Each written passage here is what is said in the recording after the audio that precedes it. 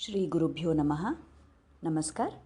And I hope that all of you are doing well by the grace of Krishna.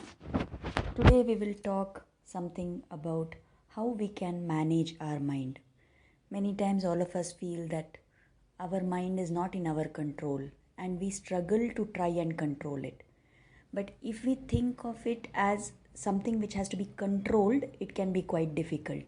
Instead, if we learn how our mind works and we learn some techniques to manage our mind, it will become our friend. In the 6th chapter of the Bhagavad Gita, the 6th verse, Lord Krishna says, Bandhuratmat manastasya yenatmaivatmana jitah anatmanastu shatrutve vartetatmaiva shatruvat. For one who has conquered the mind, it is the best of friends. For one who has failed to do so, it will be his greatest enemy. So this question of managing our mind, of learning to keep our mind under our control is a definitely this is a skill that we have to learn. Now just like we pick up any other skill by trying to learn it and by regular practice, this also is a skill that will come only with regular practice. All of you must have heard of that story of Arjuna in the Mahabharata. So all the disciples of Dronacharya, they were very irritated because they thought that Dronacharya is very partial to Arjuna. So in order to show them why Arjuna is the best disciple, Dronacharya arranged a test. So he took them all out into the forest, and there on one tree, on the branch of a tree, there was a wooden bird that was hanging. So now Dronacharya called each of his students one by one, and he said, okay, I want everybody to shoot at that bird. Tell me what you can see there. So the first student came, he said that I'm able to see the sky, I can see all the trees, and there is one tree on which there are many branches, and on one branch one bird is hanging. Dronacharya told him, you step aside, you wait. He called the next student. Next student said, I am able to see the tree and there are many branches, and on one branch one bird is hanging. He was also asked to wait. Then the third student came and he said, I can see a tree, and on the branch of the tree there is this bird which is hanging. It is red in color. You wait, he said. So finally he called Arjuna and he asked Arjuna, what are you able to see? Arjuna said, I can see the eye of the bird that I am supposed to hit. What can we learn from this story? What does it teach us? That all of them may have been good students, but what was that which made Arjuna different from all of them? His ability to completely focus on what was the most important part of the task.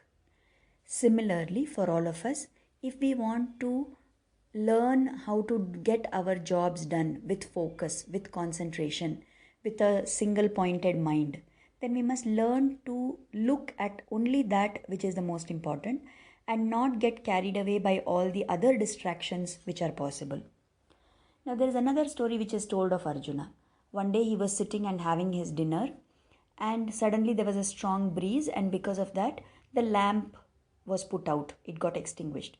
So he was not able to see anything, but he continued to eat, and without fail, every single time, whatever food his hand picked up, it went directly to his mouth. There was no confusion because he could not see. So it made him think that if I'm able to eat like this in the dark, just because I have been doing it all my life, then that means that even my archery, even my skill of hitting the target, I can practice that in such a way that I will be able to hit something in the dark. So with this in mind, he kept practicing and he became so good an archer. Now we know another occasion when Arjuna showed his archery skills at the time of the Draupadi Swayamvar. So there the job was even more difficult.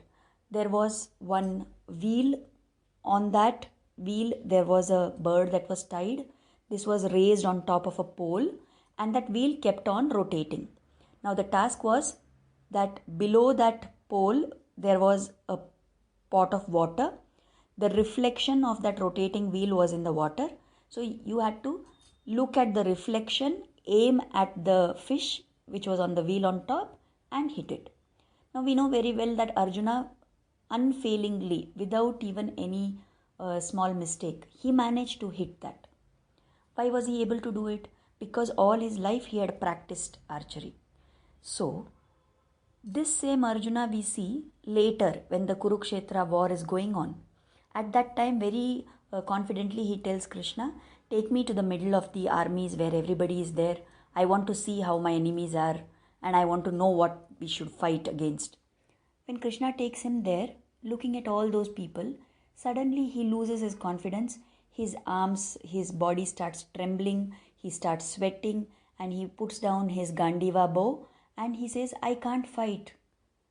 What happened to this Arjuna?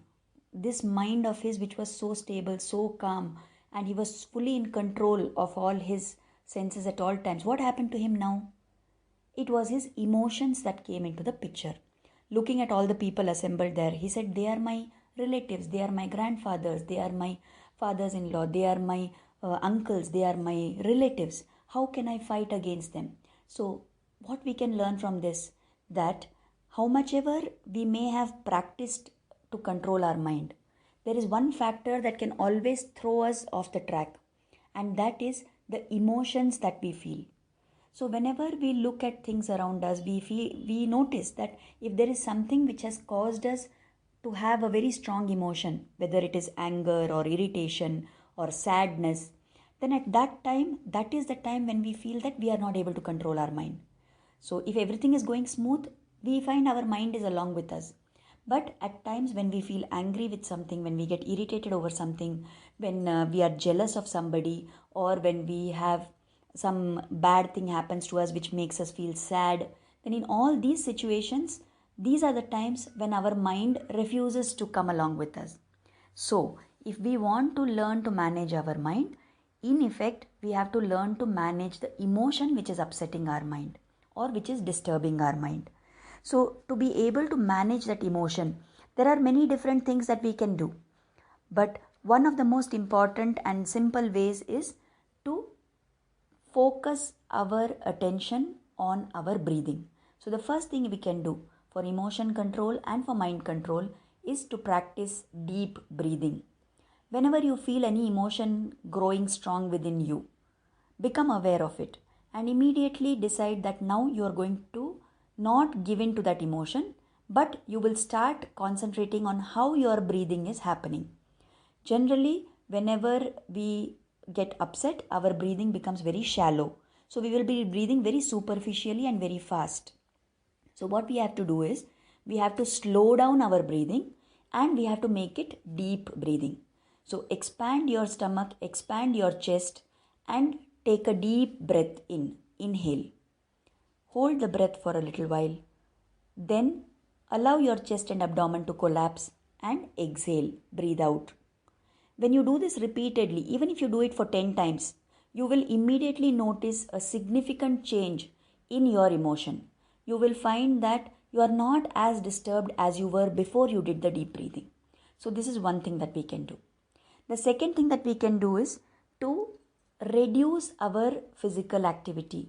Have you noticed that when we get very agitated, when we are restless, our movements are very fast, right? We do a lot of things. We may bang things down. We may shut the door with a loud sound. We may walk very fast. So all these things, they contribute also to your restlessness of the mind. So if you consciously slow down your physical movements, that also will help to slow down your mind. And one of the ways of doing that is to practice the habit of sitting in one place for about 5-10 minutes every day and just try to focus your attention at the center of your eyebrows, some kind of a meditation, or just sit quietly, close your eyes and observe in your mind what is happening.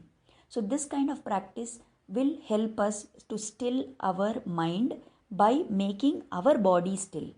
So this is one thing we can do. The third thing we can do is we must try and substitute the negative thoughts which are there in our mind with positive thoughts.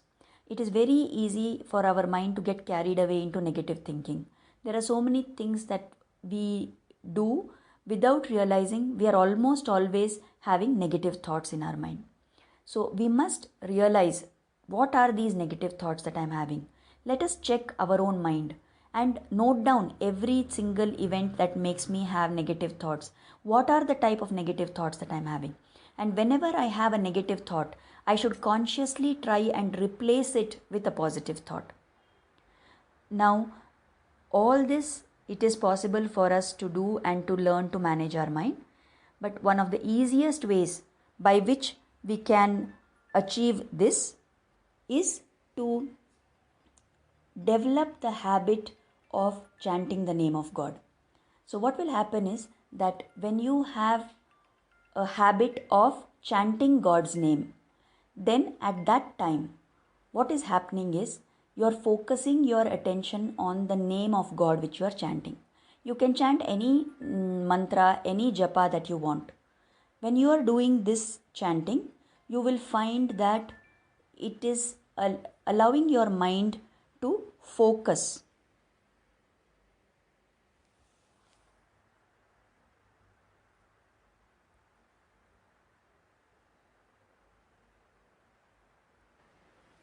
Now, the power of God's name is very strong. So, when you make a habit to chant every day regularly, slowly, because of the energy in God's name, you will find that all the other negative thoughts in your mind are reducing. Another thing is that always whatever we give more attention to, that is what will grow in our mind. Another thing that will happen when you keep chanting regularly is that slowly your mind will start focusing on God. And because God is the repository of all positive qualities, then your positivity will start increasing. Now, many times we feel that I have done one prayer once, that's okay, that's enough. Now, don't we eat 3 times a day? Don't we sleep for so many hours? Why don't we say, I have already eaten yesterday, I am not going to eat today? We don't do that, right? Because it is something, just like eating, sleeping has to be done every day. So also, please make it a practice that every day for at least 15 minutes, I will find the time to focus my mind and do some form of japa. Now you can do different types of chanting. If you have some Ishta Devata, you can chant the mantra of that deity. If there is some mantra which you have received from a guru, you can chant that mantra. If you don't know what to chant, you can chant the name of your family deity. Like for example, if your family deity is Manjunatha, then you chant Shri Manjunathaya Namaha. If your family deity is a goddess, let us say Bhagavati Devi, Shri Bhagavati Matayai Namaha. So in this manner, when you keep focusing your attention on the chanting, gradually you will find that all the other activities in your day when you are doing, along with those activities, your mind will start keeping attention on the chanting which is happening inside. First, you will start by sitting in one place and doing for 15 minutes. But as you do that, you can make it a practice over time to keep saying that mantra, keep doing the chanting throughout all your other activities whenever it is possible. And you will find that as you do this more and more, it becomes very easy to manage your mind. Because now it is not you who are struggling to manage the mind. The name of God that you have taught your mind, that will manage your mind. So these are some of the things that we can adopt. They are very simple methods that we can use to be able to manage our mind in a better way. So I hope and pray that Lord Narayana will bless us and guide us to be able to follow all these things in the proper manner. Namaskar.